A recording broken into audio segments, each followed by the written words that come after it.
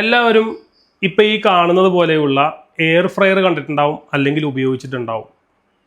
Air ഫ്രയറിനകത്ത് എന്താണുള്ളത്?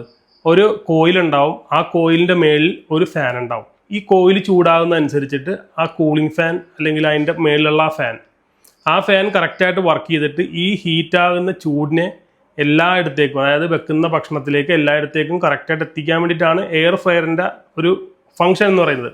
അതൊരു basic ഫംഗ്ഷനാണ്.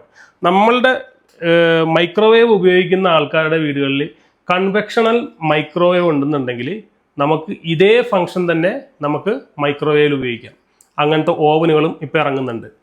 കൺവെക്ഷണൽ മൈക്രോവേവ് എന്ന് പറഞ്ഞാൽ കൺവെക്ഷൻ എന്ന് പറഞ്ഞൊരു ഫംഗ്ഷൻ തന്നെ ശരിക്കും പറഞ്ഞാൽ എയർ ഫ്രയറിൻ്റെ സെയിം ഫംഗ്ഷൻ തന്നെയാണ്.